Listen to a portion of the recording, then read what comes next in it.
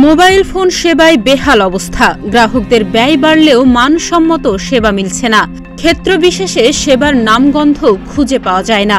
Mobile ফোনের মানসম্মত সেবা নিয়ে অভিযোগ তাই অনেক দিনের।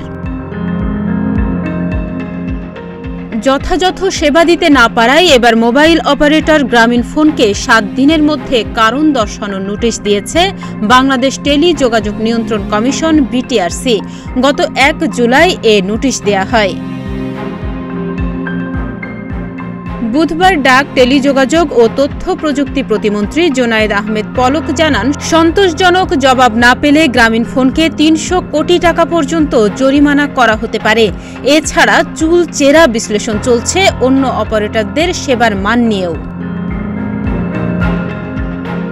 শুধুমাত্র গ্রামীণফোন অপারেটরই নয়, বিটিআরসির চেয়ারম্যান মোহাম্মদ মহিউদ্দিন আহমেদ জানান, পর্যায়ক্রমে সব মোবাইল ফোন অপারেটরের ক্ষেত্রে নেওয়া হবে একই ব্যবস্থা। ভুক্তভোগীরা বলছেন, সেবার মান না বাড়লেও এবারের বাজেটে মোবাইল সেবার ওপর অতিরিক্ত ৫% সম্পূরক শুল্ক আরোপ করায় গ্রাহকদের ব্যয় বেড়েছে। মোবাইল অপারেটরদের হিসাবে আগে প্রতি ১০০ টাকার টকটাইম পেতে ১৩৩ টাকা ২৫ পয়সা রিচার্জ করতে হতো। অতিরিক্ত সম্পূরক শুল্কের কারণে ১০০ টাকার টকটাইম পেতে ১৩৯ টাকা রিচার্জ করতে হচ্ছে। ১০০ টাকা রিচার্জ করলে সরকার ২৮ টাকা শুল্ক কর পাচ্ছে। বাকি অর্থের সমপরিমাণ টকটাইম পাচ্ছে গ্রাহক। এর আগে গত ৩০ জুন মোবাইল অপারেটরদের গ্রাহক সেবার মান সংক্রান্ত সভায় প্রতিমন্ত্রী জানিয়েছিলেন, বিটিআরসি যে পরীক্ষাগুলো করেছে সে রিপোর্ট অনুসারে মোবাইল অপারেটরগুলোর কোয়ালিটি অফ সার্ভিস খুব একটা সন্তোষজনক নয়। কল ড্রপের জন্য গ্রাহককে ক্ষতিপূরণ দেওয়ার নিয়ম কঠোরভাবে প্রয়োগ করা হবে।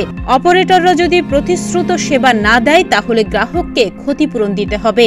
মন্ত্রণালয় এ বিষয়ে নিয়মিত মনিটরিং ও অডিট করবে।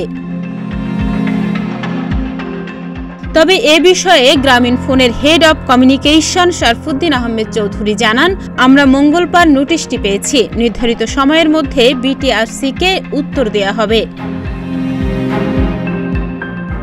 মোবাইল অপারেটররাও কল ড্রপের ক্ষেত্রে কিছু প্রতিবন্ধকতার কথা জানিয়ে আসছে, যার মধ্যে রয়েছে কিছু এলাকায় মোবাইল ফোনের টাওয়ার স্থাপন করতে বাধা, যত্রতত্র বেআইনিভাবে জ্যামার বুস্টার ব্যবহার।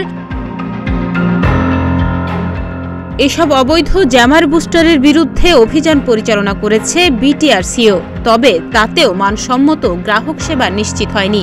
এমনকি ২ বছর আগে প্রয়োজনীয় তরঙ্গ পেয়েও সেবার মান উন্নত করতে পারেনি অপারেটররা। ডেস্ক রিপোর্ট, প্রতিদিনের বাংলাদেশ।